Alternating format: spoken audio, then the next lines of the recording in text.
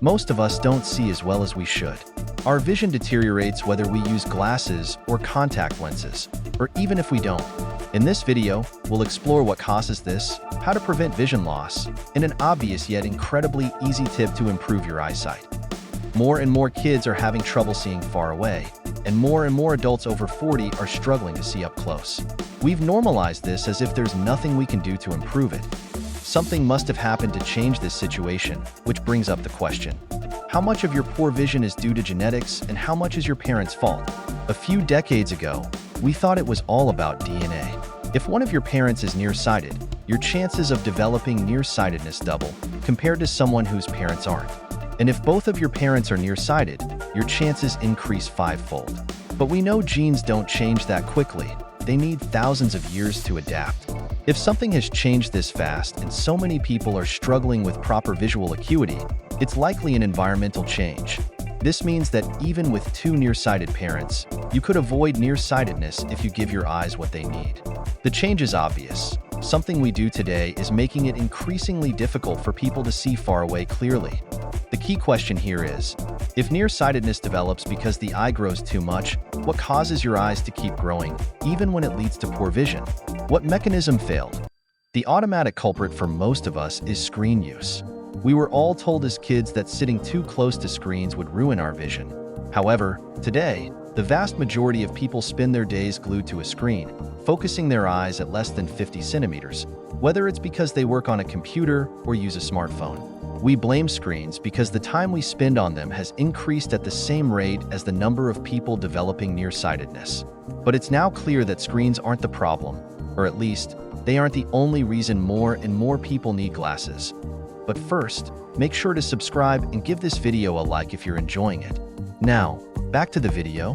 The real issue lies in how we spend our early years, both during childhood and adolescence. It's even possible to develop nearsightedness after adolescence, although it's much less common. That's why once the eye stops growing, our nearsightedness usually stabilizes, and our prescription tends to stay the same. When we grow up staring at screens, our eyes have to work harder to focus on things up close. It makes sense that the eye would try to adapt to this process. After all, you're spending the entire day looking at something nearby. Since your eyes' focusing muscles relax when looking at something far away and work harder when focusing on something close, it's logical to assume that your eyes would adapt by growing longer. This way, they could make it easier to see up close all the time, even if it means compromising distance vision. We've all heard this explanation, but for this video, I couldn't find strong enough evidence to support it. In fact, solid studies that aim to evaluate whether reading causes nearsightedness found that the increased risk of myopia from reading or focusing on something up close, compared to, say, walking outdoors, wasn't specifically related to focusing the eyes up close, though doing it for too long is likely not ideal. Instead, it had more to do with light stimulation. The evidence is clear. Low light, low contrast, and a lack of self-movement result in much lower activation of the brain pathways stimulated by light in people who read compared to those who are walking outdoors. This lack of stimulation causes the eye to keep growing beyond the point where the retina would focus perfectly. As ridiculous as it may sound, Superman was right. The sun has a healing or essential effect on our health, even for us. The strongest explanation for why our vision keeps getting worse isn't about screens or reading up close. It's about how much time we spend exposed to sunlight and the outdoors. The explanation that blames screens and close-up work falls short because focusing on nearby objects is simply an exercise for your eyes. It doesn't fundamentally change the shape of your eye, which is what happens with myopia. Exposure to bright outdoor light stimulates dopamine production in your retina. This neurotransmitter signals your eye to stop growing. It's the key substance needed to prevent your eye from elongating too much and causing myopia. This has nothing to do with dopamine fasting or scrolling on social media. It's purely about the light stimulation your eyes receive. If we spend too much time indoors, away from that bright light, we don't produce enough dopamine to signal our eyes to stop growing. As a result, the eye elongates more than it should, making it harder to see distant objects. What about blue light-blocking glasses? Do they actually work?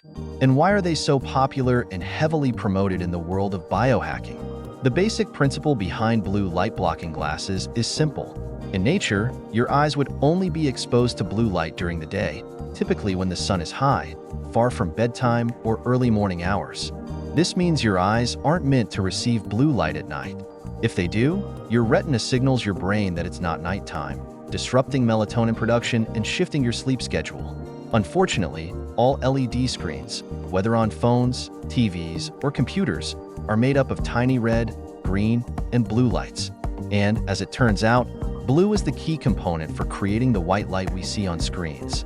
This makes blue light unavoidable when using modern devices, especially in the evening. That said, using blue light-blocking glasses before bed, especially if you're going to be looking at a screen, seems logical, right? Avoiding blue light should help boost melatonin production and make it easier to sleep.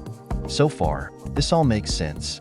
The problem lies in the scientific evidence we have regarding whether these glasses actually improve sleep quality.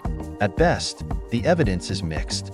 Reviews of studies show that blue light-blocking glasses don't significantly reduce eye strain. Some studies reported a slight improvement in sleep, but these were based on self-reported questionnaires rather than objective measurements. Other studies found no evidence of any improvement at all. That being said, my advice is to use more practical and cost-effective options. Today, there are filters that can be applied directly to your computer monitor, and most smartphones already have built-in modes to reduce blue light after a certain time. These solutions are not only cheaper but often free. But blue light isn't the only problem, as you'll soon see. Your eyes have numerous sensors to detect and measure the amount of light that reaches your retina, and some of these sensors are incredibly sensitive. You've probably experienced lying down to sleep in a brightly lit room for some reason. Even with your eyes closed, your retina can still detect the light. That's why people use sleep masks on airplanes. Why does this matter? Because your eyes shouldn't detect any light while you're sleeping. None. At all. We need total darkness, as even small amounts of light, whether it's blue or not, can activate your brain when it should be resting. The main function of your eyes is to capture light that reaches the retina and convert it into electrical signals for your brain to interpret. This matters not just for your vision itself, but also for your balance, mood regulation, attention levels, brain activity, sleep-wake cycle, and much more. These are all things you can regulate through your vision. Every bodily process that requires specific substances will improve if we provide those substances in the right amounts, and it will worsen if we don't. This is logical. However, supplements that claim to improve your vision are not magic. They won't fix your eyesight if you have severe myopia. The good news about supplementation for vision is that there's already a consensus on what works and what doesn't. We even have large studies that provide recommended dosages. Some of these supplements can enhance your visual acuity by improving contrast sensitivity, but they won't actually correct myopia itself. For our eyes to function and see properly, we need vitamin A above all. A deficiency in vitamin A often first manifests as poor night vision. You'll feel like your eyesight has drastically worsened once it gets dark. The reality is that your body needs vitamin A and other related molecules to produce the pigments required to convert light into electrical signals. The foods richest in vitamin A in its free form are liver, certain fatty fish, and eggs. The daily requirement for vitamin A is generally just under 1 milligram or about 3,000 international units IU. However, most supplementation doses typically provide over 3 times that amount, about 10,000 IU. Maintaining adequate vitamin A levels can also help prevent dry eyes and may reduce the risk of cataracts. Additionally, several lower-quality studies have suggested that supplementing with vitamins C and E may also reduce the risk of developing cataracts and even slow the progression of the disease if you already have them. One of the most commonly used supplements for vision is lutein, which does have significant effects. It has antioxidant and anti-inflammatory properties, and since it's found in high concentrations in parts of the retina, like the macula, it also plays a role in filtering blue light. The evidence for lutein is excellent in terms of safety and long-term use. It has been shown to protect the eyes from diseases, reduce the likelihood of developing age-related eye conditions, and one study even found that people with higher levels of lutein in there to those with lower levels. Then we have minerals like zinc and copper. Copper is particularly useful because it helps the retina, one of the most energy-demanding tissues in the body, produce more mitochondria, which are essential for energy production. The final recommendations from one of the largest studies on eye health regarding supplementation are as follows.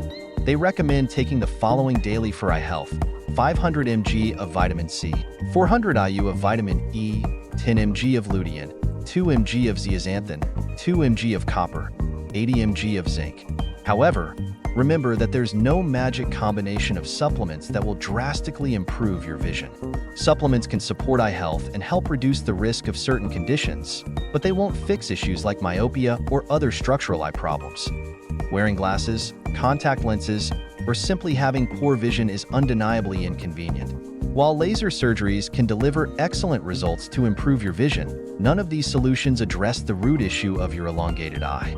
This elongation puts extra stress on the various structures and tissues of your eye, increasing the risk of complications over time.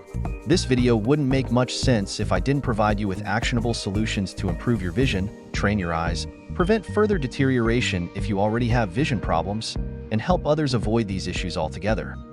For people who are starting to develop myopia, there are several options. First, you have soft multifocal lenses.